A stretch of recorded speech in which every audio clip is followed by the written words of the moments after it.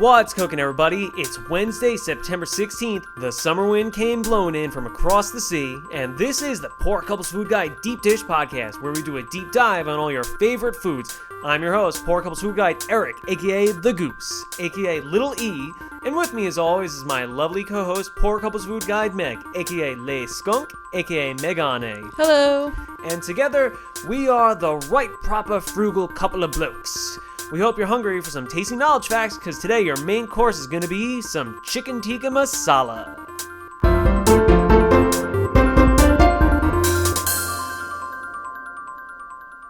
Alright, let's get ready with this week's appetizers. So, we managed to snag ourselves a box of Mallowmars today at ShopRite. It was literally the last box on the shelf. It was. We actually, got to the, cookie section, looked up, and it was the top shelf, and it said Mallowmars, and, it for looked the empty. SKU. It was empty. And, when I say the top shelf, I mean, the top shelf. To the point that we were like, oh, they don't have any left. Meh. But then, you stood on your tippy toes. You saw there was a box all the way at the back, so we had to, do on some... it, flat down, too. It wasn't, up. So we had to do some, friggin', big kid gymnastic fucking procedure and, hoist you up in the air, and then you were able to, reach up there, and there was, some old lady who was looking at us. It was probably like, oh, these stupid kids being joyful, getting their treats. So, whatever. More cookies for us, less cookies for her. I bet she's just, sad because her husband's probably dead, and she doesn't get to eat Mallowmars anymore. You can eat Mallowmars when your husband's dead. Well, no, I meant she's old or whatever, so she can't have sugary stuff, or she's old and just doesn't care for sweet things anymore. I thought that was an unspoken, rule of being a widow. Just no. Your spouse dies, no more Mallowmars. Your spouse is dead. You don't get to feel any joy ever again. No food, no game, nothing, no great anything. Everything fun has to be gone. Only sadness. But yeah, that got us thinking about our favorite childhood snacks and treats and all that shit and goodies. I honestly, confession time. This is a bunch of a confession, but just in general, pet peeve of mine is people going that's my childhood. Everything that's my childhood. It's just so overused.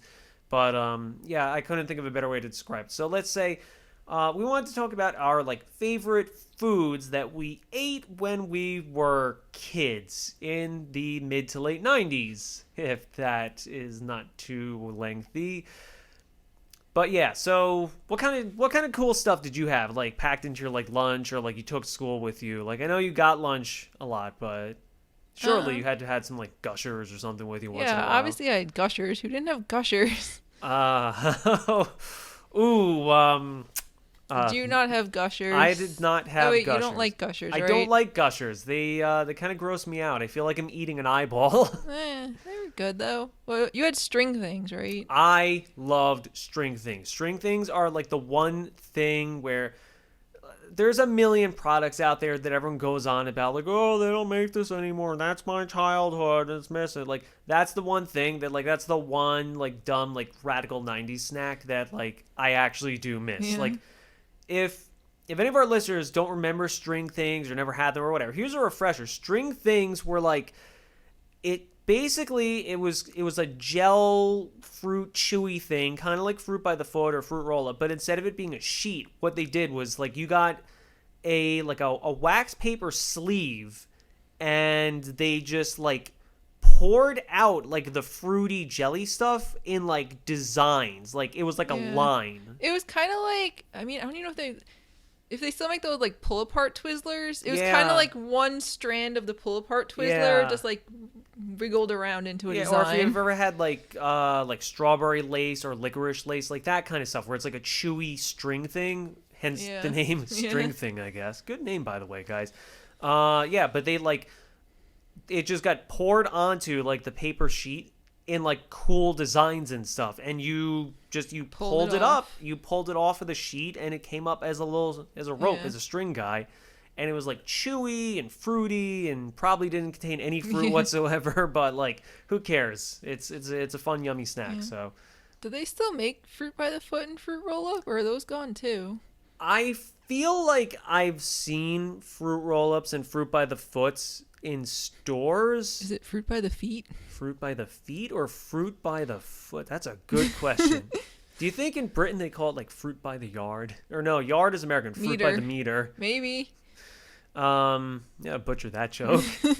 Yeah, I'm pretty sure like I've seen fruit by the foot. I don't know. We'll have to look next time. Yeah, let's check it out next time. We were in that aisle because I'm pretty sure it's in the cereal aisle. Because that makes sense. Put the friggin' fruit tape in the same aisle as the Cheerios. Well, because they're by the like granola bars, which are like granola bars are the bridge between cereal and like the fruit snacks. That's true. Yeah, they're a chewy, fun snack. So they're in the middle. They're a good meeting ground. Yeah, fruit roll-ups though, like they still gonna make fruit roll-ups. Like I remember my favorite fruit roll-up was the pizza designer one. Did you ever have that? I don't think I did. Really? I remember the tongue tattoo Miss ones. Pizza. You never had the pizza fruit roll. It wasn't pizza flavored. Like let me get that out of the way immediately. It was not pizza flavored. What it was it was fruit roll-up. This fucking thing's always fucking fruit roll-ups, and you know how they had like the punch-out ones where like you like I remember peeled the out punch shapes? out. What they had was they had a little piece of pizza that you peeled off. It was like a little bit smaller than your hand, and then on the side there were little toppings. Like there was like pepperoni, there were like mushrooms, peppers, like all like shapes and stuff. So you took the little like fruit roll-up pizza, and then you put the little toppings on it, and you went and you ate it, and you ate it like it was a really, really flat, sugary piece of pizza. I don't remember. I remember the like punch out one, and I remember the tongue tattoo ones, but I don't remember specifically the pizza one. I think they were like tie-dyed or something, or like the multicolor ones. So like it was cool because like the yellow part was where you got the slice, the pepperoni was in the red, the peppers were in the green. I feel like the mushrooms are in the green too. But yeah, that honestly, I'm shocked you've never had that. But hell, we mentioned on Instagram. I don't think we mentioned on the podcast, but like no, I think we did. We said we got them. We were gonna eat them. Yeah, Dunkaroos are back, and I gotta say, not crazy the way they're handling it because they don't sell it in like multi-packs anymore. Yeah, Dunkaroos individual. Yeah, Dunkaroos you used to get like 6 in a box, and they were smaller, but now they come in these like giant fucking. It's like the size of like your hand. It's a big old thing, and because of that, they're more expensive. They're like $2 each, which is like not expensive, but like I don't know, compared to like I don't know. I think of the multi. Don't pretend like we used to know what things cost when we were kids. I cannot know, but I have to estimate it was more cost effective. It probably only cost a few dollars to get 6 small ones than $2 for one giant one. I'm just guessing. You know what? I'll call my mother. I'll be like, Mom, it's 10 o'clock at night. Do you remember what you paid for Dunkaroos in 1997? And she's like, what the fuck Dunkaroos? That's not an exaggeration either. My mother swears like a sailor. Where do you think I got my spicy New York attitude from? I got it from her, obviously. Oh, man, yeah. But, all right. I think we've talked enough about this because we've got some super duper savory dinner food to talk about for this week's episode. So I guess let's move on to this week's main course.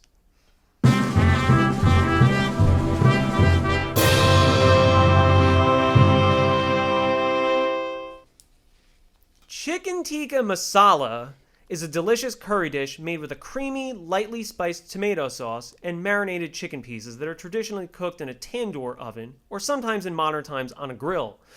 It's incredibly popular all over the world. Chicken Tikka Masala is more or less like the chicken fingers of Indian food because holy shit is it delicious.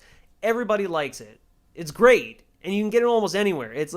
It's pretty likely if you've ever eaten at an Indian Pakistani restaurant before, you've had chicken tikka masala at least once.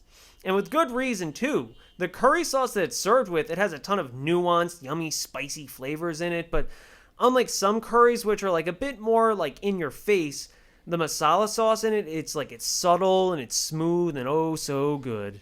Part of the reason it's so velvety and light is because towards the end of cooking, the tomato spice sauce is mixed with cream, which lightens it into a delightful, cheery red-orange color and cuts back on some of the harsh acidity that tomato sauces tend to have. It is worth noting here that chicken tikka and chicken tikka masala are two completely different dishes, believe it or not. Chicken tikka on its own is chicken that gets marinated in a curry paste, skewered, and then baked or grilled kebab style. Yeah, however, chicken tikka masala is when you take that finished chicken and you simmer it in the aforementioned spicy tomato sauce. Yeah, I know. It's already kind of confusing, but bear with us because, well, this episode is only going to get more and more confusing as we go on, unfortunately. That reminds me, in the context of this podcast, let me offer up this disclaimer from the beginning to clear things up. For the sake of frankness, simplicity, and, well, honestly, just to make it easier, we'll be using the two names chicken tikka and chicken tikka masala interchangeably. We understand that the two are different foods with different designations, however, saying the full chicken tikka masala over and over and over again every time is quite a mouthful, which sadly isn't as wonderful as having an actual mouthful of chicken tikka masala. So bear with us for the next hour while we pretend that they're the same thing. Thank you. Chicken tikka is extremely popular the whole world over, as we mentioned. Probably one of the most popular curry dishes out there. Hell, even people that don't enjoy curry have probably had chicken tikka at least once before. Specifically, it is definitely one of the most popular dishes in the United Kingdom, especially, which makes sense considering that the UK does love its curries. Yeah, in true British fashion, they just sort of co-opted another people's culture and cuisine to make up for the fact that they don't really have much themselves. Oh, what's that, Wilson? Fancy a bit of stargazy pie? Well, what's not to like? It's a bit of a crumbly pastry with some bloody fish heads sticking straight out the top, quite like a delightful cherry pie and the like, but instead of sweet fruits and tasty sugary filling, you bake it with savory eggs and potatoes with a bit of dead fish poking their heads up through the crust layers, so they're quite literally gazing up at the stars. Stargazy pie, That way, all the rank, musty, pilchard oil drains from the fish's entrails and permeates the entirety of the pie with a bit nice oceanic salty flavor. Truly British cuisine. It's fine. Okay.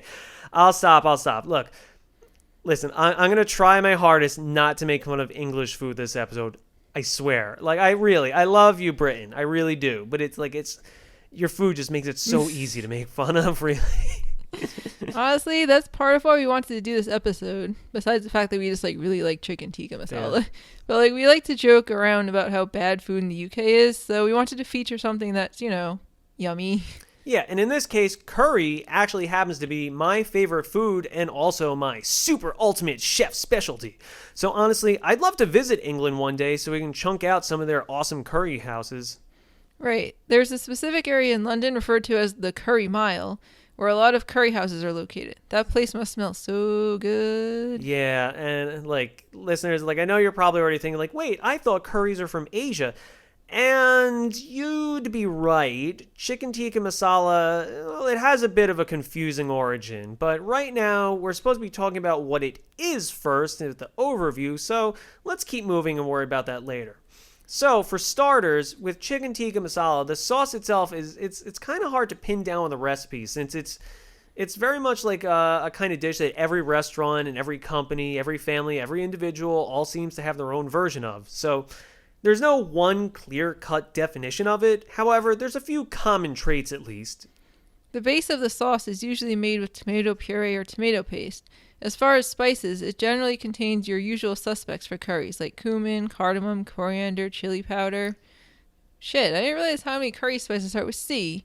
I think cinnamon gets used in a lot of curries. Wait, and cilantro too. Curry itself starts with a C. Anyway, for real though, seriously, you'll also see stuff like paprika, turmeric, fenugreek, and garam masala too. You're actually you saying real words. You're just making things up. I think they're all real. I'm pretty sure. It's tricky. The ingredients list on curry, it gets so friggin' complex. Sometimes it's kind of hard to keep track. You would think when writing up these curry recipes, the author I don't know. Sometimes I wonder if they're just they just start listing every single ingredient they have in their cupboard, just pad out the recipe and make it look cooler. Okay, so let's see. What you're going to do is in a bowl, you're going to combine salt, pepper, cumin, nutmeg, cinnamon, coffee, cream of tartar, mace, and chives, parsley, sage, rosemary, and thyme, pumpkin spice, apple pie spice, orange spice, sporty spice, scary spice, old spice, chili powder, mustard powder, curry powder, ginger powder, garlic powder, onion powder, cocoa powder, powdered milk, powdered toast, toasted sesame, saffron, asafoetida, togarashi, amchur galangal, fiori di Sicilia, furikake, melagueta, garam masala, basilia de Oaxaca, nigella, pimienta de espelete, and roux. I mean, that's not that far off from most curry recipes. Wow, I'm impressed I pronounced all those pretty damn good. But yeah, needless to say, most curries and chicken tikka especially get a shit ton of like really yummy spices added into their sauces, to make it, well, spicy. Not spicy as in your mouth is on fire, but like spicy as in like it has lots of spices. Flavorful. Yeah, it gets confusing.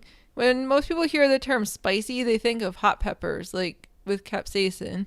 That stuff is what causes a burning sensation on the tongue. Meanwhile, there's no real official way to describe something that has a lot of nice earthy spices in it.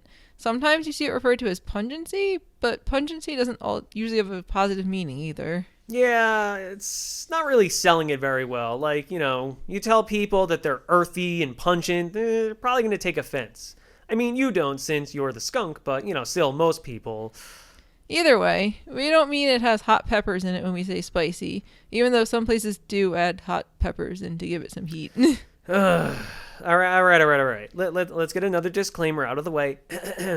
In the context of this podcast, we'll be using spicy and spice to refer to chicken tikka masala containing a great deal of strong, pungent spices that give most curries their trademark flavor. We acknowledge that in general, spicy denotes a presence of capsaicin found in hot peppers, but for the sake of frankness, simplicity, you know what? Forget it.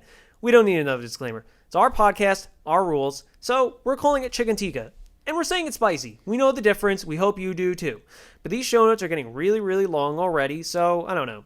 I tell you what, if you listen to this podcast and you do feel the need to correct us, you can follow these handy instructions. First, pull out your phone, and then you go to poorcoupleswhodie.com, click the About Us page, and then you just smash your phone straight onto the fucking ground as hard as you can. Just smash it, step on it, because, like, what are you doing with your life? Reeling it back in. So, yeah, you start with a spiced tomato sauce with curry-flavored chicken, and you add in some butter or ghee, which is fancy clarified butter used in Indian cuisine. You finish it by adding a generous amount of cream, which gives it this trademark orange color. Yeah, the cream is what does it for me personally. Like, even though it's like a nice spicy tomato sauce, the cream makes it like nice and, well, creamy. It's smooth and rich despite having all those nice warm spices. So yeah, that should about cover it. You cook your chicken tikka in the oven or on a grill, and then you simmer it in a nice creamy spicy tomato sauce, and bam, chicken tikka masala. Wait a sec. British people don't say bam, do they? What do they say? Core? Blimey? Twat? I mean, they do say they do like saying twat a lot. Actually, speaking of Italian catchphrases, honestly, we had a pretty big revelation a few years ago when we realized that, well, chicken tikka masala is basically just the Indian equivalent of penne alla vodka, which we covered in episode 3 of this podcast. Yeah, seriously, we're not shitting around here, honestly. Like, think about this for a moment. Both of them are dishes that start with tomato sauce and spices, and they get finished off with cream. Both of them are really popular dishes in their respective ethnicities' origins. So, for example, penne alla vodka is found at a lot of Italian restaurants in America, and chicken tikka masala is found at a lot of Indian restaurants in England, but neither are actually popular in India or Italy. Both of the dishes are surprisingly young, only having been invented in the last 50 years or so, despite seeming like these old-timey traditional dishes from centuries ago. Yeah, and both of them are like rooted in one country's cuisine, despite having this like weird disputed origin because it's so popular in another country. So once again, vodka sauce has all these claims of its origins being invented in both like the United States and Italy, and chicken tikka has a lot of people claiming it was invented in both the UK and India. It's just so weird. They even look really similar. Like, if you put tikka sauce onto pasta, you could totally pass it off as penne alla vodka. Probably. Oh, yo, I just had the most absurd idea that would make millions of Indians and British people and Italian people weep and vomit furiously at the same time. 4 words. Chicken tikka alla vodka. I mean, I don't know whether that's the most genius idea you've ever come up with, or if you're just suffering a bit of a head injury. Did you hit your head at work today?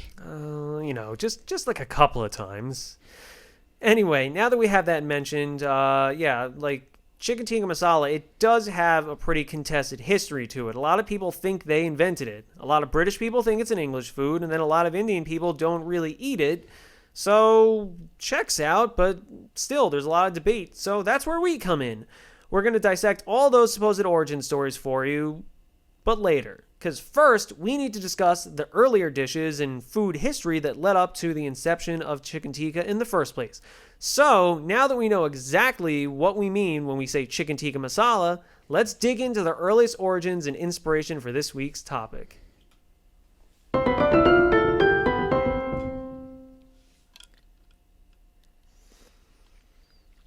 So, as mentioned, chicken tikka masala is a type of curry. Curries as a concept they're pretty open-ended, and because of that, it's actually kind of hard to define what really constitutes a curry. Weirdly, most Asian cuisines have some sort of curry, but it's relatively non-existent in the West. Yeah, I mean, let's be real. Western food, honestly, kind of sucks for the most part. And we say that as a couple of white people. Caucasians have accomplished a lot in the world, but cuisine's never been one of our fortes. Go ahead, fight us, add us right now. Change my mind. Our food sucks. Anyway, I guess considering most of the spices that are used in curries are native to Asia, so I guess it's not really that unexpected that the dish that is mostly contained to the Orient would have a lot of them. Fortunately, due to the magic of cultural diffusion, curry is now readily available all over the world, especially in England. Yeah, thank God, we actually live in a world where people of different cultures, can exchange knowledge and learn from one another and improve their own ideas. Really, I am a firm believer that variety is the spice of life. No pun intended, really. Yeah. I know there's a lot of drama and controversy about chefs cooking foods that belong to other cultures, and a lot of chefs get accused of cultural appropriation by some people. And frankly, I say, fuck those people. Food is an art, and art is meant to be enjoyed by everyone. When you arbitrarily draw lines in the sand for who can and can't take an idea and run with it, you stifle creativity, and boy, as an artist, nothing pisses me off more than to see the creative spark and the creative process restricted and censored. Really. Think about it. If everyone was only allowed to cook the food that was their ethnicity, and chefs weren't allowed to experiment with other cooking techniques in food, we probably wouldn't have a third of all the modern versions of cuisine that we know today. We'd all live in the most unbelievably bland, shitty existence imaginable. Yeesh. Really. Let's put it this way. I'm totally okay with Japan making their weird take on pasta, spaghetti napolitan, which is a spaghetti dish made using ketchup, of all things, as long as we get to keep making sushi. I think that's a pretty fair trade, right? Yeah, I mean, I still feel like our Italian grandparents probably wept a tear up in heaven the time we made the spaghetti napolitan, watching us put ketchup on spaghetti, but I'm not going to be mad at Japan for it. Exactly. Everyone gets a shot at everything. Anyway, back to curry specifically. How do we define, a curry? Well, it's sort of a loose grouping of foods with a collection of common spices and a few common qualities. Yeah, for starters, curries, they usually tend to be made up of foods chopped up into small pieces, though that's not always the case. There's actually quite a few dishes that use whole pieces of meat right on the bone, so that's not necessarily defining quality in and of itself. One thing you do see with nearly all curries is that they're served in a sort of sauce, almost like a thick stew. They're usually based with water, coconut milk, broth, tomato sauce, among other things. Vegetables and meats will be cooked in the sauce at low temperatures, which keeps them nice and juicy and tender and flavorful and succulent and curry's so good. Yeah, we should point out that there are also curry dishes referred to as dry curries, where there's little or even no sauce at all, but it still contains all the same yummy spices and seasonings in the form of a spice paste marinade or a rub. As far as perhaps the most defining characteristics for a curry, it's generally the spices. That said, there's no such thing as curry powder, so to speak. You see a lot of commercial brands selling spice blends and calling it curry powder, but honestly, it varies on who you ask or what country you're looking at. A few of the more common ones include cumin, turmeric, coriander, cardamom, ginger, fenugreek, and chili powder. But then there's plenty of other spices and seasonings that you can make a case for, but like those are those are the main ones that you add in if you really want to give things like the curry essence, so to speak. Curry as a dish has been around for quite a while, actually. And by quite a while, we mean there's archaeological evidence in Pakistan of curry-style, pastes dating back to, 2600 BC. Wow, that's so badass. Like, just imagine, like, these ancient peeps just, like, grinding up curry spices with, like, these jagged, gnarly, old, like, mortar and pestle stones. Like, they just taste it, and they're like, hey, you think this stuff needs anything? And then someone else is like, nah, it's fucking perfect. We already nailed it. Yeah, but the word curry itself loosely translates to sauce for rice, which is actually really accurate. After all, like, the best part about eating curry is that even after all the main chunks of meat and vegetables are gone, you're then left with, like, a big dish of tasty rice smothered with the leftover curry sauce. Honestly, like, I could just totally sit down with a big bowl of rice and just a bunch of curry sauce on it, and I could not be happier. And unlike snooty-ass Japanese food, where people talk shit about you for adding flavors to your rice, with curry, you're supposed to eat your rice with the sauce on top. Take that, Japan! One of my favorite countries. In the 1500s, meanwhile, with curry already a popular dish in southern Asia, India was introduced to a few important ingredients for some of the more modern curries we have now. Portuguese traders brought over potatoes, chili peppers, and tomatoes. This paved the way for dishes like butter chicken, chicken do piazza, and of course, chicken tikka masala. This whole time, however, Indian people had already been preparing early versions of the, non-masala version of chicken tikka for a while now. Unfortunately, we just couldn't find any, like, good solid research that pinpoints the origins of plain chicken tikka, the one that's grilled. Because, like, basically every friggin' article ever written on the internet that contains the phrase chicken tikka is about chicken tikka masala. So, like, as we mentioned, it's got this confusing, disputed origin, so everyone and their mom wants to cover it, and every food, like, website on the planet wants to write an article and stuff. Meanwhile, like, regular old chicken tikka without the masala, it's non-existent, apparently. Really. Like, I hate to throw the towel in and just, like, say we couldn't figure it out, God, but, like, honestly, at this point, I feel like we would need to learn Hindi before we could actually get a real answer on that. Meanwhile, the cooking technique for regular chicken tikka, baked in a tandoor oven, has been around for quite a while. And by quite a while, we mean there's archaeological evidence for that, dating back to, 3000 BC. Damn, India for the friggin' win here. Like, so many cultures out there had all these, like, just sorts of, like, dog shit tier excuses for, like, early foods in ancient times, but, well, alright, so we made, like, a custard with eggs and milk, but then, we also just tossed in some fish sauce and olives and grasshoppers and pebbles and rocks, just to see how good it is. Never had pebbles in my eggs before, so, might be good, you never know. But meanwhile, India, several thousand years ago, was just, like, baking up these nice, warm, spicy meats the whole time. Jeez, good for them. So speaking of, tandoors are a type of clay oven shaped like a big cylinder. They get loaded up with wood and charcoal, and the food inside is roasted at extremely high temperatures, sometimes as high as 900 degrees. In doing so, fats and other liquids from the food get rendered out quickly, which leaches into the firewood. As the wood burns, it re-releases the flavors of smoke, which just perfumes it with a nice curry fragrance, making it extra delicious.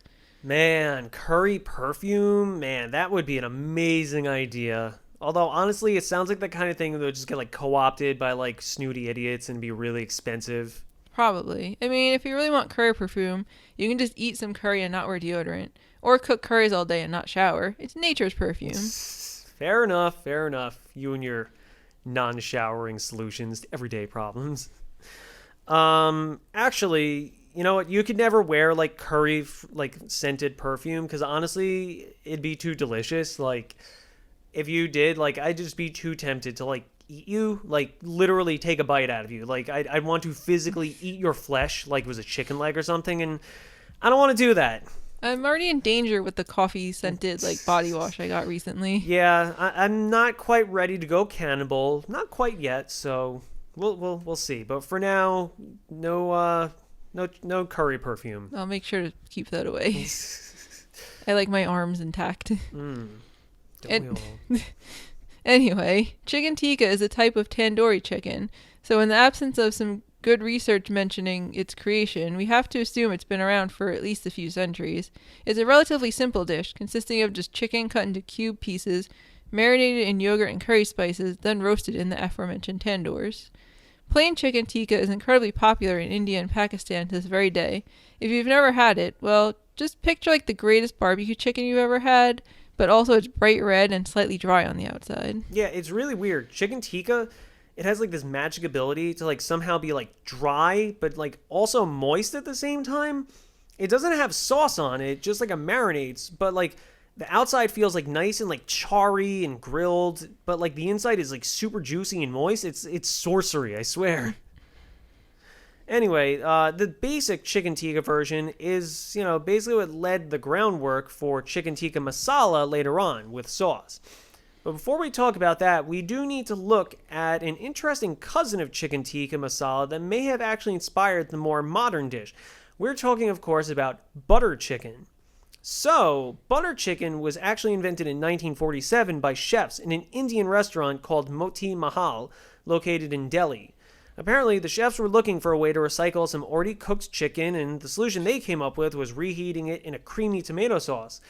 So, if they recooked the chicken on a grill or an oven or something, they'd probably just dry it out. And, restaurants generally aren't too keen on heating shit up in the microwave. Well, unless they want Gordon Ramsay to just like bust through the wall with a meat cleaver in his hand. I also don't know if they even really had microwaves that much in 1947 yet. Yeah, that's fair point as well, especially in India. Yeah. So. Bizarrely, though, no matter how you want to spin it, butter chicken really is effectively like a prototype for a chicken tikka masala. They're almost exactly the same thing. Yeah, seriously, as we covered, chicken tikka is a dish where you cook pieces of chicken in a creamy tomato sauce with onion, garlic, ginger, garam masala, and cumin. Meanwhile, butter chicken is a dish where you cook pieces of chicken in a creamy tomato sauce with butter, onion, garlic, ginger, garam masala, and cumin. Huh. Yeah. So, actually, I didn't really put two and two together until we wrote this episode, but honestly, butter chicken and tikka masala they're really, really close to being the same friggin' dish. There are certain nuances between the two that differentiate them, but honestly, unless you're some sort of like omnipotent Indian food wizard, it's very hard to tell the difference. Many restaurants will make one or the other and use the terms interchangeably, though technically it's incorrect. Yeah, specifically, butter chicken is supposed to be creamier and lighter than chicken tikka, hence the name butter chicken. But, they mostly use the same spices in their tomato sauce, though. Tikka is a bit more red-orange, while butter comes out of more, yellow-orange. Big difference, right? Right. Not to interrupt, but I feel like there's a typo in this next sentence I'm about to read. No. There's not? No. What vanilla chicken did we mention? Well, I don't know. Chicken tikka masala is also specifically starts with, plain vanilla version of Oh, chicken that tikka that kind we of mentioned vanilla. before. So, I don't know. That version is just grilled or baked from, in a tandoor oven. So, the pieces get added back into the curry sauce you make to finish it up later. Meanwhile, butter chicken, it's basically the same process, but the chicken is sautéed first instead of being grilled before being added to the sauce.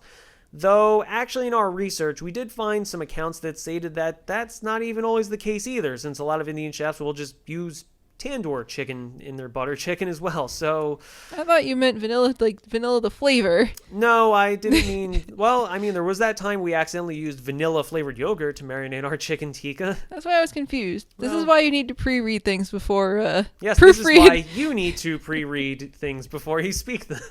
Well, I don't know. When I was reading it in my head, it was fine, and then I went to go read it out loud, and I was like, wait a minute. Anyway, All right. continue. At the end of the day, look, the lesson here, by all accounts, butter chicken, it predated chicken tikka by a few decades, and chicken tikka masala didn't really seem to change much about it. But that doesn't mean that it didn't take on a life of its own, or it also didn't prevent dozens of people from claiming that they invented it. So, because of that, let's get nitty and let's get gritty, because it's time to take a look at the history and development of today's topic.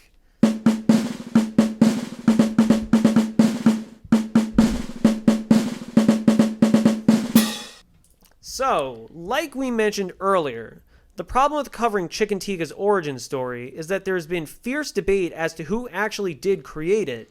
As we established, butter chicken beats chicken tikka by a few decades, so at the end of the day, I almost wonder if it really matters. But still, most people still denote a difference between the two dishes, so it's worth at least giving it a look. Yeah, so to start off, it seems like a lot of Indian people seem to think chicken tikka masala was invented in India. Seems kind of fair since, it's Indian food. Yeah. One dude, Zaimuddin Ahmad, a chef at Karim Hotel in Delhi, India, claims that the recipe for chicken tikka was passed down by his family for decades. Karim's is apparently one of New Delhi's most famous restaurants, and it opened all the way back in 1913, and seems like they opened a few other restaurants under the banner Karim Hotels. Their MO seems basically to just be like, they want to serve food that's meant for royalty, but to the common man. So that's cool. Yeah, it's noble. Unfortunately, we couldn't really find much in the way of documentation for this. One outside of a pile of articles that reference the aforementioned Mr. Ahmad, making the claim in response to Brits saying they invented the dish. We looked around to find something that was a first-hand account from him, but no. So, sorry, Karims. You're going to need to cough up a menu or something from the 50s if you want to get in on this debate. Yeah, we saw another source stating that Lala Kundan Lal Gurujral, who was a chef at Moti Mahal, which we mentioned earlier, this was saying that he theoretically could have been the one to create the very first chicken tikka masala. After all, he invented butter chicken, which is practically the same thing, but again, just couldn't find any real concrete evidence supporting this. Again, it just seems like it was another retaliatory response from Indian people who are mad at England for trying to steal their ideas. Honestly, I feel like a big problem with researching this episode is I'm sure there was a lot of real solid documentation of it, but it's just in Hindi. It's in Indian. Inaccessible to people who only speak English, Japan, and a little Japanese and French and Italian. Spanish. Yeah. So Hindi is not one of our specialties. So I feel like if we did, we might have gotten a little bit better research for this, but oh well. Another claim for chicken tikka, it comes from an Indian lady named Balbir Singh. Apparently, she was born in 1912. She seems almost kind of like an early version of celebrity chef for the country of India. Kind of like an Indian version of Rachel Ray, just, without greedily branching out into her own line of dog foods. Actually, we shouldn't be mean to Rachel Ray, because her house just burned down. That sucks. That's not a joke. Her house literally burned to the ground in August. Oh, fuck, that sucks. Yeah, but it just goes to show you, even celebrities are, they're not even immune to dumb, shitty luck like that. Hopefully her doggies were okay. Hopefully. Anyway, Mrs. Singh published a lot of articles and books related to traditional Indian Punjab cooking. Specifically, she put out a book in 1961 named Indian Cookery, which includes the recipe Shahi Chicken Masala. Yeah, so, just for review, butter chicken is a chicken curry that uses tomato sauce and butter as a base, with spices like ginger, garlic, cumin, and garam masala. Chicken tikka masala is a chicken curry that uses tomato sauce as a base, with spices like ginger, garlic, cumin, and garam masala. But the chicken, it's cut into little pieces first. Now then, Singh's Shahi Chicken Masala is, it's a chicken curry that uses tomato sauce as a base, with spices like ginger, garlic, cumin, and garam masala. Okay, but Shahi Chicken Masala uses whole chicken pieces instead of little pieces, so it's totally different enough, right? I guess. Seriously, though, this is becoming a real recurring theme here, to the point that it almost makes me not care about the specific origins of chicken tikka masala anymore. It's like saying, now hang on, we need to sort out the origins of emerald green shag carpeting specifically. I know green rugs have existed for a long time, and shag carpets are a thing, but specifically we need to know who invented the very first emerald green shag carpet. Asking the important questions here. Anyway, Mrs. Singh penned this recipe for Shahi Chicken Masala. She penned it in 1961, and, it's pretty obviously inspired by butter chicken. They're very similar. And interestingly, though, it is the first written record we have in this whole chicken tikka mystery novel that specifically uses the word masala, which is the Hindi word for spice mixture. Actually, come to think of it, why the hell is chicken tikka masala called that? Like, if masala means spice mixture, not specifically a sauce, it seems kind of like it's doing a bad job of separating it from regular dry chicken tikka. But hey, look, I'm gonna stop right here because I'm not even gonna pretend even for a millisecond that I understand the Hindi language. So whatever, it's just a thought. Well, masala chai is tea and that's wet. So, like, maybe it means wet spices? Maybe. Weirdly, there's some other sources that state there's these two well-known food historians, supposedly, Colleen and Peter Grove, and they wrote a book. They claim in this book that chicken tikka was likely a British invention, but then they also specifically reference Babir Singh and like point the finger at her as possibly the inventor of that. But first off, like, who the hell are these knuckleheads? Like, they really can't be that well known. I've never heard of them. I think they might just be, like, basically us if we published a book that got some journalism credentials. A quick Google search states that they're also food critics. Once again, never fucking heard of them. Or as food critics either. Yeah, not much pops up except their book, The Flavors of History. Well, either way, sorry guys, but according to the almighty Wikipedia, Mrs. Singh studied in London, which is in Britain. Spoilers. She studied in London, but then she traveled back to India before she wrote her cookbook that included that recipe for chicken masala. So, oh well, there goes that theory. Anyway, the last and probably most popular explanation for chicken tikka masala's invention comes from Glasgow, Scotland. Yeah, so right off the bat, like, our UK listeners are probably sitting around being like, right then, of course, everybody knows that. But, like, everyone else, like, you're probably really confused since when you think of Indian food and curry, your mind doesn't necessarily go to Scotland, the land of, well, haggis and bagpipes. Interestingly enough, though, curry is, like, really damn popular in the UK, as we mentioned in the beginning of this episode, thanks to the strong relationship that England has shared with India over the last few centuries. And by strong relationship, I mean brutally conquering and colonizing them for a few centuries. Yeah, in true British fashion, they seized control of India back around the turn of the 19th century and hung on to them for quite a while. In turn, a lot of Indian, Bangladeshi, and Pakistani culture and cuisine made its way back to the UK, who probably welcomed it with open arms since people were probably getting tired of seeing how many different calf organs they could turn into breakfast. At any rate, it's all good now, though, because India did gain its independence eventually, and British people, they just kept digging all the, like, yummy curry dishes that were popping up, so I guess it was a happy ending after all. Honestly, the role of Indian culture in British society, it's actually kind of similar to how much of the United States has come to embrace, like, you know, the Latino vibe that's brought over with immigrants from Mexico and, like, other South American countries. Like, the same way that you can, like, find, like, a shit ton of good Hispanic restaurants and burrito grills in places like New York and Florida and California, you can find loads of curry houses and restaurants in London and other parts of the UK. You know, actually, I just kind of thought about it now, but, like, how did so many Latino people end up moving up here to New York? Like, that's a fucking hike. Like, it's really cold here, too. Like, I was thinking about how, like, you know, there's a lot of Mexican-American communities in, like, California. That makes sense. It's in the Southwest, like, well, part of it. You know, Texas, it's right on the border. Florida's, you know, kind of far away, but it's still nice and hot there, like much of Central America is. Maybe they just wanted to make sure they had access to really good pizza. Hey, you know, probably. I can't say I blame them. Hell, I'm not complaining either. I love me some festive Latino culture, and burritos are totally my jam. It just seems like a really far trip to end up in a place where you're going to freeze your ass off for half of the year. Yeah. Anyway, let's bring it back to chicken tikka origins. So yeah, there's a lot of Indian and Bangladeshi restaurants in the UK, and specifically, there's one called Shish Mahal in Glasgow, Scotland. Shish Mahal? Yeah. I like the name. It's kind of funny. Like, Shish Mahal. Like, kind of sounds like you're just, like, really fed up with the Hindi word for, like, a manner. Like, Shish Mahal. All right, I get it.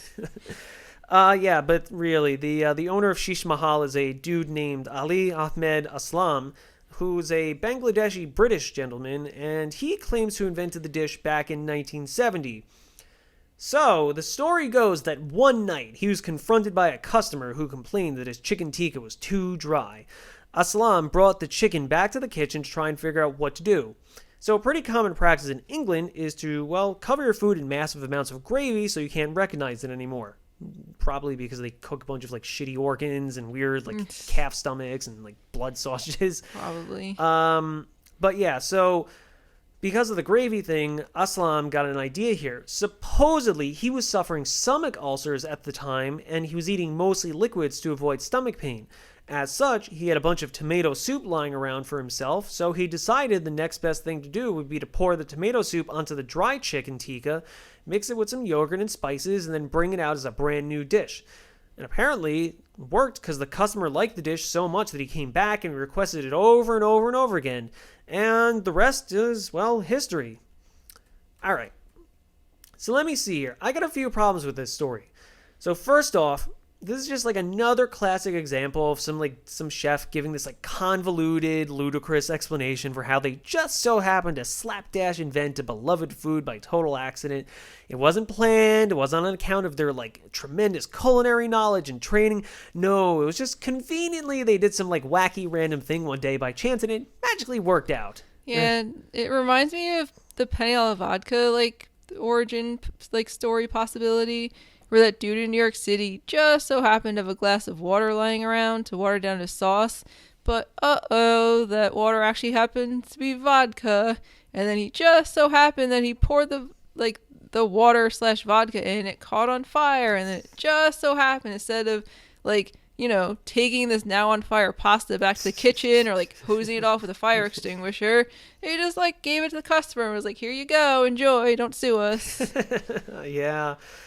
That's another parallel between these penne alla vodka and chicken tikka. But yeah, I don't know. I just like I hate these kinds of stories. They don't make sense. They're just too damn convenient. Like I don't know. All right, for this story in particular about chicken tikka, one of the things I particularly don't buy is the idea that it was like this 1 in a million miracle shot where Aslam had his idea just because he was eating lots of tomato soup because of the stomach ulcers. Like, if I could bring it down to a personal level for a second, I understand the plight of living with GERD, gastroenteral reflux disease, and changing your whole diet for stomach ailments and all that shit. Like, see, I spent maybe like 2/3 of last year, 2019, suffering from chronic painful gastritis, which is, it's basically just like your entire stomach eats away at itself and becomes chemically burned and inflamed. It's kind of similar to ulcers, but instead of just like one spot, your entire membrane gets inflamed. So, there were months at a time where I could like barely eat normal food. I had to alter my diet for quite a while. So, I did a lot of research on it. I applied that with like the medical knowledge I had from being an EMT. And, what food was like universally included on the do not eat this list? Fucking tomatoes. Yeah, they're surprisingly acidic, and they frequently exacerbate stomach pains from acid reflux and gastritis and ulcers. Not just tomatoes, but specifically canned tomato sauces and soups, because the canning process intensifies the acidity of tomato products. So, yeah, super duper fucking fishy that this guy claims that the only reason he thought up the idea was because he was eating lots of tomato soup to accommodate his health condition, which is made worse by food like tomato soup. Weird. Ugh. It's almost like he was inspired by an older food that already existed. Maybe perhaps like a curry dish that uses tomato sauce. Like maybe one with butter. And, chicken? That's so weird. What? Oh, so crazy. But, look, don't get me wrong. I'm sure the guy did cook up some sort of dish for his crabby customer that night. But just like to pass it off with his against the odds superhero, like origin story, like that's just stupid. It's fantasy. I know you want a cooler press release to tell your fans than just like, yeah, this asshole said the meat was dry, so I made up like some kind of like sauce like butter chicken and he liked it. But like, come on, this is just silly now. So really, it seems pretty plausible that Mr. Aslam invented chicken tikka masala insofar as it's possible to invent a dish that's more or less been around for decades. At the very least, it looks like he's the one to have named it and marketed it effectively. Yeah, honestly, the big takeaway from all this, like, here's what seemed like happened. Here's like the too long didn't read version if you fell asleep. Or if you're just, want a cheap and easy plot synopsis. Chicken tikka regular, is a traditional Indian dish of roasted and grilled chicken that's been around for, quite a while. In the 1940s, an Indian chef invented a new Indian dish called butter chicken. Butter chicken got really popular and it started showing up in other countries on Indian menus. And then in the 1960s, some other Indian chef wrote up a recipe that was like inspired by butter chicken, and it was only like marginally different, so she called it chicken masala. She studied in London, but she made her career in India. And then finally, in the 1970s, a Bangladeshi dude in Scotland started making a dish that seemed inspired by either butter chicken or chicken masala or both, and he titled it Chicken Tikka Masala, which then got really popular in the UK, and, it got popular everywhere else as well. So who invented chicken tikka masala? The world may never know. At the end of the day, probably Ali Ahmed Aslam in Scotland, but bearing in mind that chicken tikka masala is only marginally different from other Indian recipes that predated them. So yeah, he invented a dish that kind of already existed. Yeah, but you know what? Let's let the Brits have this one. Their food doesn't really have much going for it at this point, so if they want to say it was invented in the UK, I ain't gonna argue with them. It's basically like the British equivalent of like a crunch wrap. Crunch wraps sure as shit aren't an American food, but technically they were invented in America, so they're not exactly Mexican food either. So make of that what you will. It's the same thing. Chicken tikka masala ain't really like British food verbatim per se, but it was invented there, so yeah, it's basically it's fusion cooking. Is fusion just code word for cultural appropriation? Shh. You don't want social justice warriors to take away crunch wraps and chicken tikka, do you? Keep it on the down low. All right, that was some in-depth food sleuthing, and this episode is running pretty damn long, actually. So, it wasn't quite as confusing as I was expecting it to be when we first started researching it. It's just, the whole thing is just kind of dumb. Not so much confusing, just stupid. Anyway, obviously the story doesn't stop there, because now it's time to get modern and see what chicken tikka has been up to in recent history.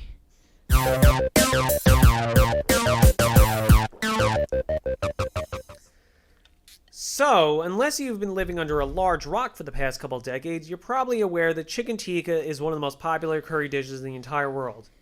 Like we said earlier, it's one of the most popular restaurant dishes in the entirety of the United Kingdom as well. I know we like to joke around about how British food is crappy, but look, I'll give them credit. They do like their curry, and hey, if you like curry, you're good in my book. What if they're like an especially shitty person you can't stand though, who also happens to like curry? Like, what if a sociopath who kills animals and hates video games? So, like, someone in PETA? Well, maybe, yeah. Like, what if the leader of PETA likes curries? Are they still good in your book? They'd be, like, in the back of my book. Like, there'd be, like, a page all the way in the back titled, People Who Are Irredeemable Shitbags with Decent Food Preferences, but Still Fuck Them. But seriously, PETA kills a ton of animals, and they do very little to help them.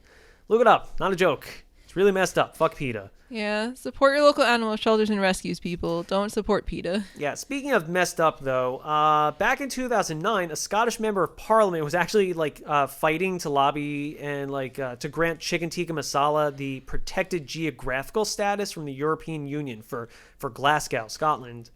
So, basically, when the European Union grants this status to a food, it's kind of like trademarking a food to an entire region or area. Like, it's not quite the same as a trademark, but it's similar in that you need to have permission to call a food by whatever protected name it has. You see this a lot with cheeses, for example, like feta and gorgonzola and others. They all have to meet certain qualities and definitions set by the EU and need to be used with permission if you want to label a cheese as, that name. Like, for example, with feta, if it doesn't meet the qualifications, you legally can't refer to it as feta. Even if it totally is feta, you have to call it, Greek cheese or something. Greek cheese, the best cheese. I get what they're going for with, the protected statuses, but, they want to preserve the reputations of these foods and make sure they're not getting, hoard out and, mislabeled. That's cool. But, honestly, I think it's also kind of stupid as a whole because, I don't know. From what I read, it causes a lot of issues in foreign trade. Lots of food producers outside of Europe assert that it basically just equates to a European monopoly on certain foods that should, rightfully be, public domain. They should belong to the world. Honestly, the fact that you need to talk about food being quote-unquote public domain is really silly. But whatever, that's a whole other can of worms. That's a topic for another day. Either way, as you can imagine, the possibility of this clearly Indian-based dish being monopolized by the European Union didn't really go over too well with actual Indian people who feel like they have a stake in it. Yeah, I can't say I blame them because, it'd basically be if you were an artist and you drew, a really cool character and then you show it to their friend and they just, take that character and just like change the color of the hair and like Photoshop a hat onto it, and they're just like, bam, they get a deal with Netflix. And then when you ask your friend if you could like, at least keep drawing your character, a fucking SWAT team of lawyers just starts like busting through your windows and like hitting you and cramming legal notices into your ass. Needless to say, the motion didn't make it very far and never even made it to the debating stage in British Parliament. So yeah, totally fair. Honestly, if Britain wants to claim it was invented in the UK, like, that's fine. Like, it was. But giving it protected legal status, like, it's a dish with such overtly strong inspiration from another country, now you're getting pretty close to, like, crossing a real shitty line. Like, I don't know, especially considering India's probably still just a bit sore about that whole, Britain conquering and controlling them for 2.5 centuries. Like, I don't know. Like, the protected geographic status makes sense for, like, some specific foods, I guess. But, like, it's pretty well established that chicken tikka masala is incredibly similar to several other types of curries. So, like, what's the point? I mean, hell, one time I put potato chips in a burrito just for shits and giggles. Should I then get geographical protection for it just in case Taco Bell decides to market the all-new crunchy chip burrito blaster, like, menu item? Get out of here. Either way, it seems like we ended up with the best outcome, where the UK still gets to call it a British favorite dish, but everyone else in the world still gets to make it without the European Union frothing at the mouth. Yeah, really. At the end of the day, like, come on. Do you really want to make it so that less people get to have chicken tikka masala? Ugh. On that note, chicken tikka masala really is that popular, though. You can find it in just about any Indian or Pakistani restaurant in the world. It's estimated that there's close to 20,000 curry houses in England in modern day, and London specifically has even more Indian restaurants than New Delhi and Mumbai combined. That's crazy. Yeah, chicken tikka masala was even rated the most popular dish in Britain for like a really long time. I think I read it was like a couple of decades until it was just like dethroned a few years ago by, surprise, surprise, another curry, chicken korma. Curry is so popular in the UK, it was even featured as a special power-up in Pokemon Sword and Shield, which takes place in a region that's basically just the Pokemon universe version of England.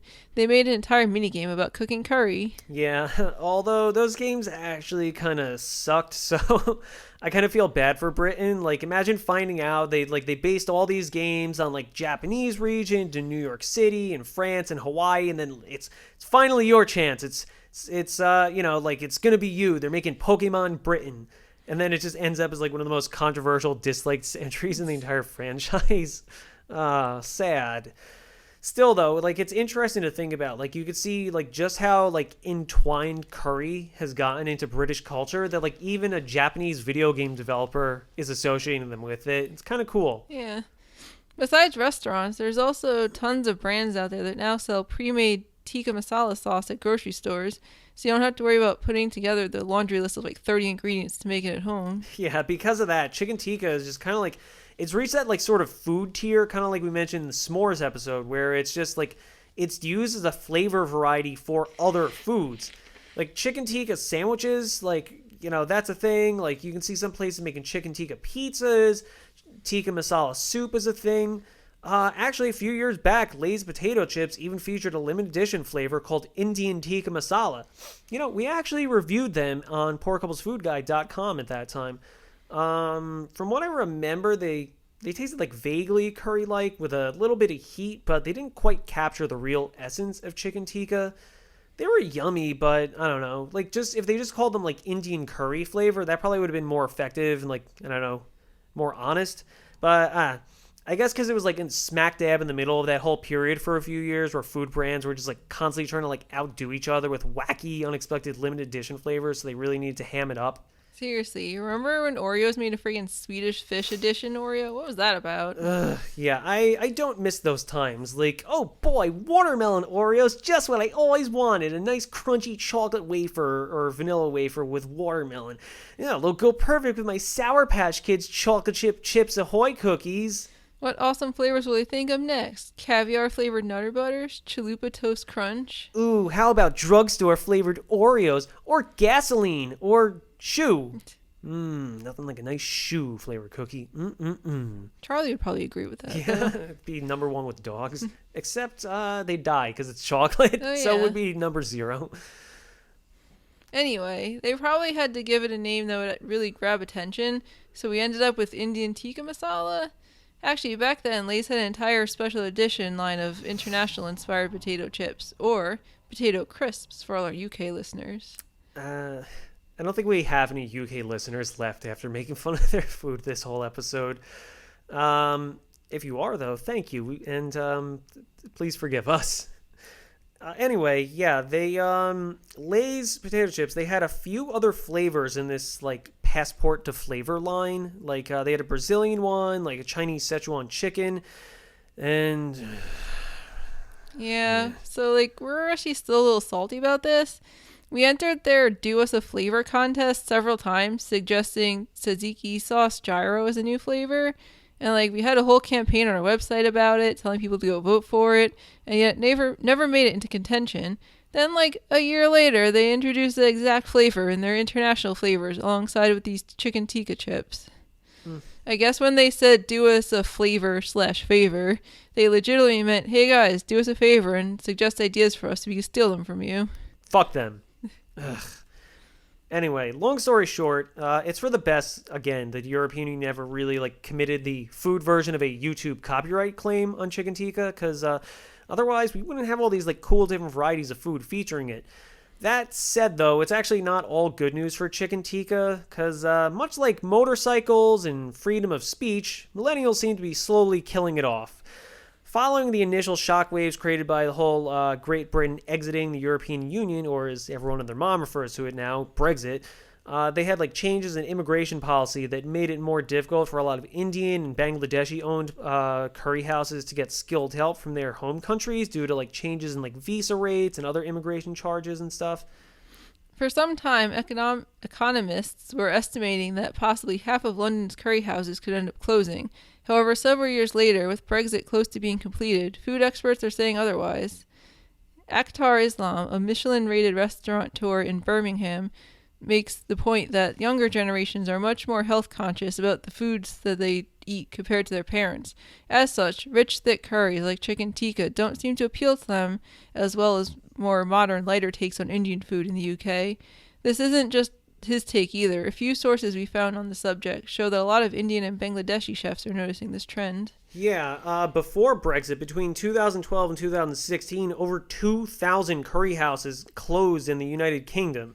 Experts from the Asian Catering Foundation estimate that as many as 17,000 more Indian restaurants could close over the next 10 years. You know, it's not even necessarily that Indian and Southern Asian food isn't popular anymore. It's the contrary, because like there's newer, more modern Indian restaurants popping up, and they appear to be doing really well in the country. Instead, a lot of major UK chefs seem to agree that the clean eating movement is causing people to leave richer, creamy dishes like chicken tikka behind and gravitate towards healthier options. Or I guess in this case, you know, what appears to be healthier. Yeah, Indian food is still popular, but now like young chefs are creating these like hip new street foods that are lighter and more attractive to stupid 20-somethings. They're, you know, more worried about how good their meal will look on Instagram than, you know, how the food tastes. Ooh, you know, it's hard to get good lighting pop in this curry. Throw it in the trash and make me something with more texture. That'll drum up more likes. Oh, and by the way, please like and follow us on Instagram, please. Yeah, but honestly, this is really stupid because, like, as far as I can glean, like, nothing about chicken tikka masala or, like, similar curries is really strikes me as unhealthy. Like, it's grilled chicken pieces in a spicy tomato sauce. On what planet is that bad for you? Like, okay, it's got some cream and some yogurt in it, but, like, it's pretty well demonstrated at this point that full-fat dairy, like cream and yogurt, are, like, either not actually bad for you, as like some nutritionists used to suggest, or hell, they just may even flat out be good for you when you eat them in normal amounts. Are you telling me butter is a health food?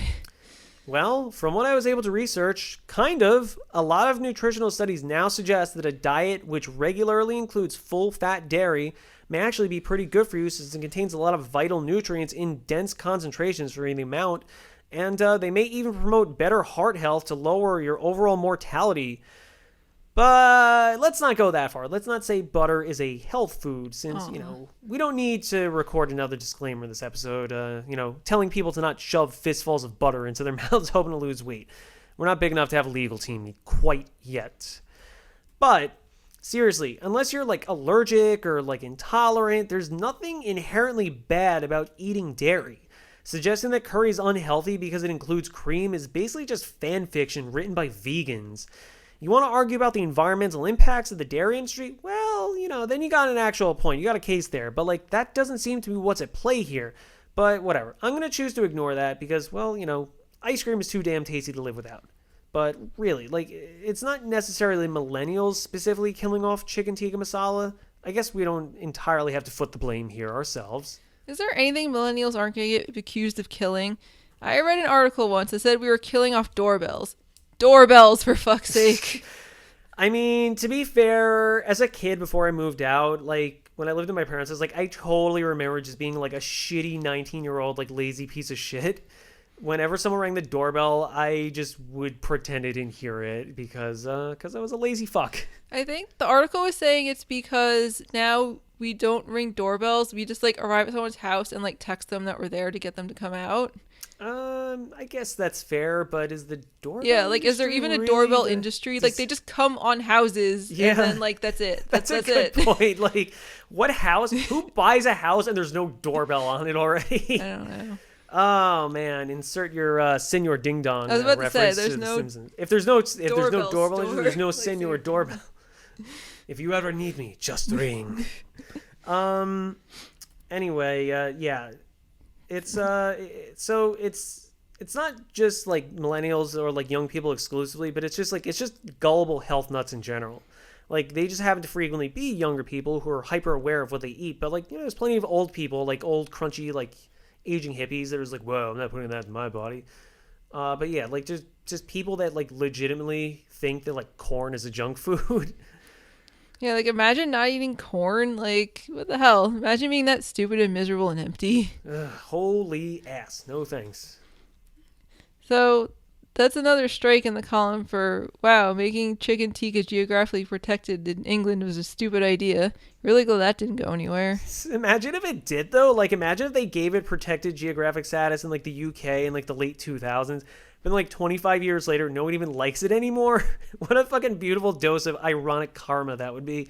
They make this food exclusively regulated and defined by this one region, who then turns around and says, I wouldn't put that in my body. It's a major glycemic nightmare. And it's really lacking in phytonutrients, Yeah, it would be funny if the region responsible were defining it and giving permission to manufacture it didn't even eat it anymore. Yep. Besides, why would you want some nasty, gross curry when you could have a much leaner, healthier, traditional British food like jellied eels? Ah, jellied eels.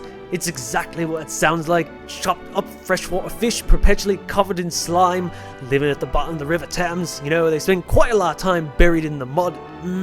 So scrumpty. You see, the key is to use your pair of fish pliers to peel approximately 1 inch of the thick gelatinous skin off the little buggers' heads. You're going to boil the lot of them long enough to release all those natural collagens and proteins to create a nice, thick, salty gel with a proper gelatinous consistency. Make sure you shock them properly though, mate, and after you've got a nice fishy set gel, serve them up with a nice spot of malt vinegar. Just be careful of the bones when you're tucking though. They're jagged little blighters they are, might nick yourself while you're chewing. Fine British cuisine. That about wraps it up for today's main course though. Hope you guys saved room as always for some dessert.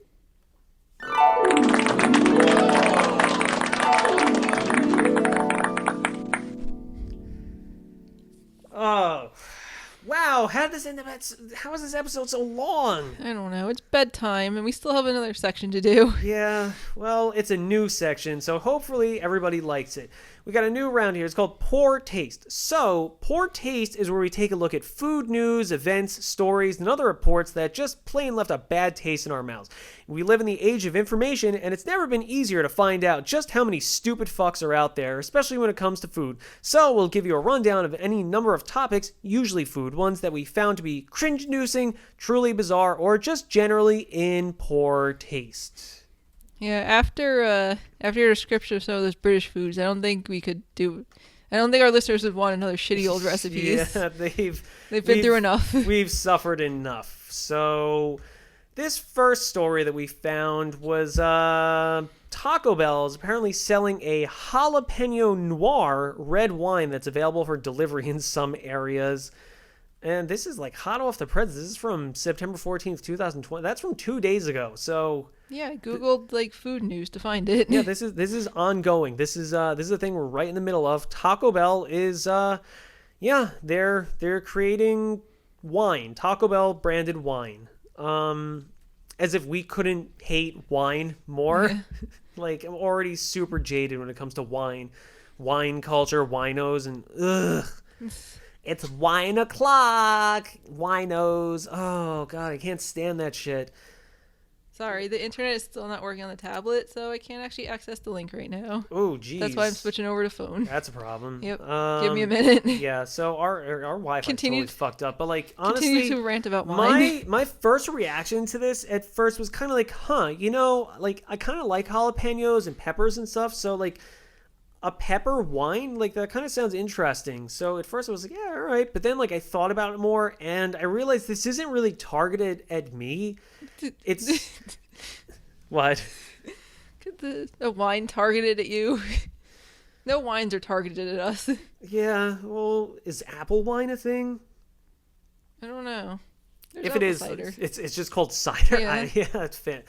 But yeah, like, I don't know. Like I said, like, at first I was kind of intrigued. Like, I don't know, like, jalapeno wine sounds cool. But then I realized, like, you know what the target demographic of this is? It's, like, the just, like, basic but still really trashy, like, young idiots. Like, the kind of chuckle fucks who just would unironically tell you their Valentine's Day plans are to, like, open a bottle of Barefoot Red and go get Taco Bell so they could binge the latest season of Kardashians or fucking something stupid like that. Like, or for the girlfriends of just, like, the neckbeards who go to Taco Bell all the time. Like all the like neckbeards, like all the like. Well, first of all, like the few of them that do have girlfriends, like they need something to do while their like boyfriends are fucking like I don't know. I don't even, honestly, I was gonna say like they were doing like Yu-Gi-Oh tournaments and shit, but I don't even know if they do that anymore. They probably do. But like while they're off playing like Warhammer 4K and shit, like. Girls got to do something too, so why not have ladies' night and just like order all the like greasy, shitty Taco Bell food, but pair it with a delicious red to go with it. Yeah, apparently it's you can order it online in It's just in Canada. Yeah, right weirdly now. it's in Canada because this totally seems like a thing that super trashy Americans would be into, but. Maybe they're testing it out there because, like, they know they would just sell out immediately here for all the, like chuckle fucks. They were just like, oh, boy, Taco Bell wine.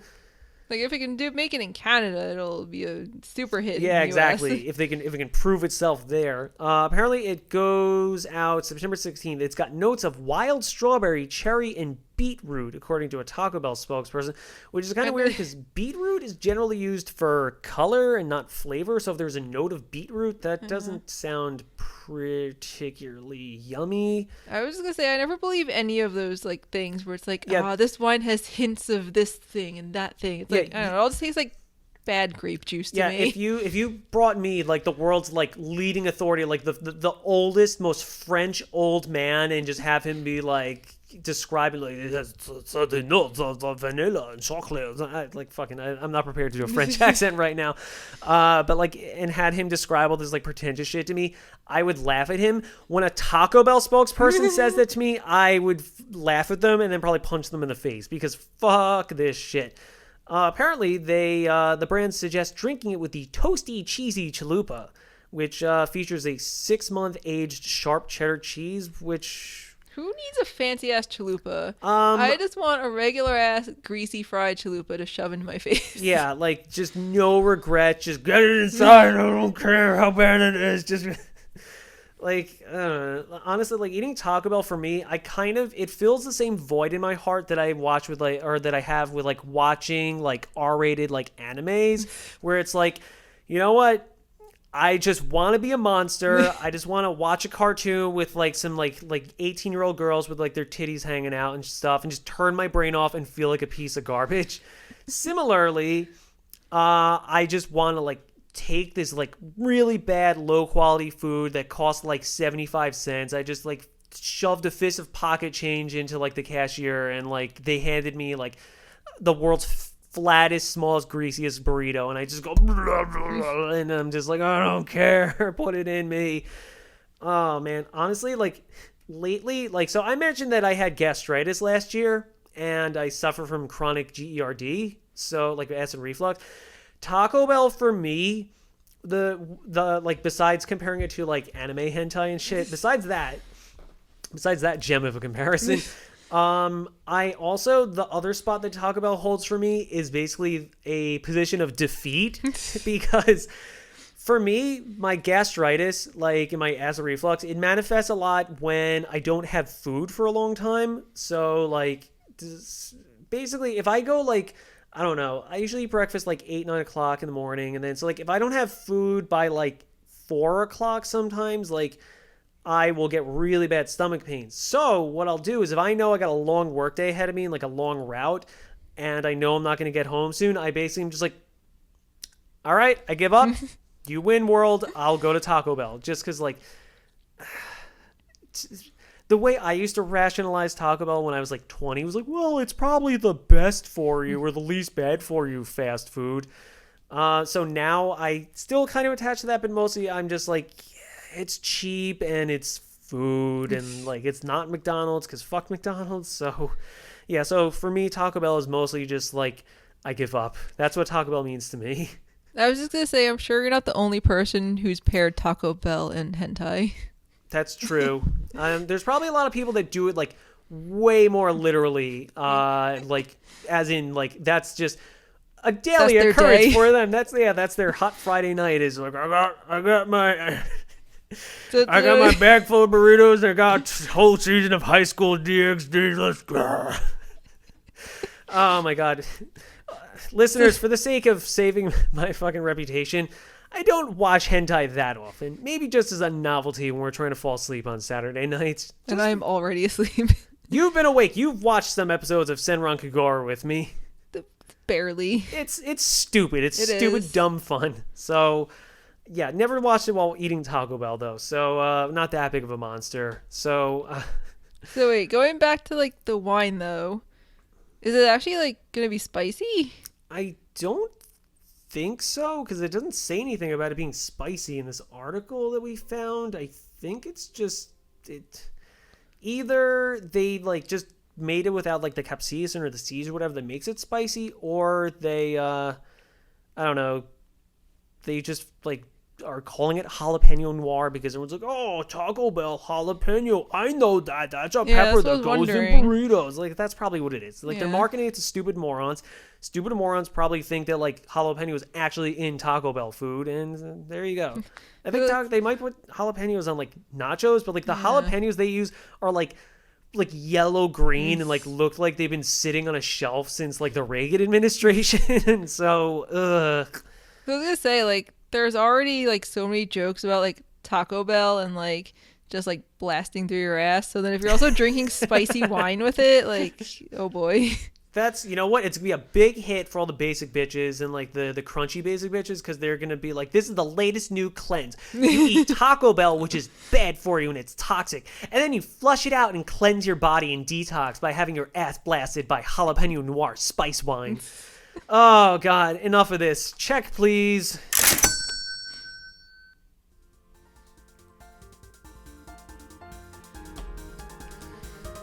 Well, that should wrap it up for this week's edition of Poor Couples Food Guide Deep Dish Podcast. Remember, we are in fact the only podcast left where you're left more likely to learn about cereal than serial killers. It's elite people. Search recipes, cooking tips, and other cool stuff on our website, poorcouplesfoodguide.com. And don't forget, you can always write to us at mail@poorcouplesfoodguide.com to ask for any food advice that you may need.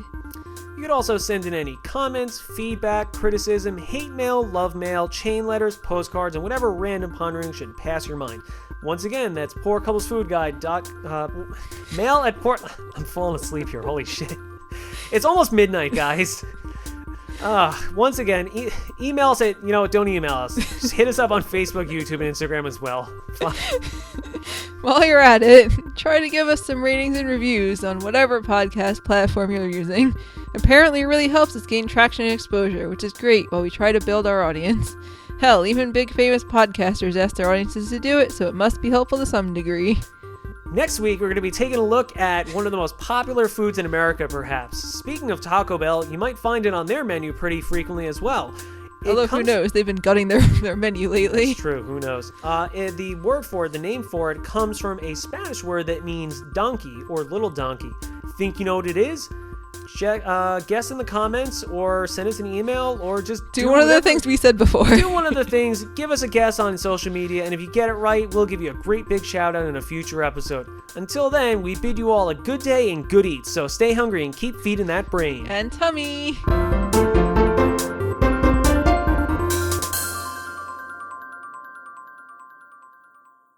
We still need to get food for the pitcher plant. Mm-hmm. Like I said, if you want, we could get, like, just real gruesome, buy a cricket and just cut its legs off. I'd rather just get, like, I don't know. Bear in mind... Can you buy, like, 3 mealworms or whatever? Yeah, you could buy just a couple of them, or you could buy, like, 10 of them and just give the rest to, like, I don't know, the dog or something. I thought you were going to say dubia roaches. I'm like, if you walked into Jungle Bob's and asked for, like, 3 dubia roaches, they'd probably be like, get the hell out of my store.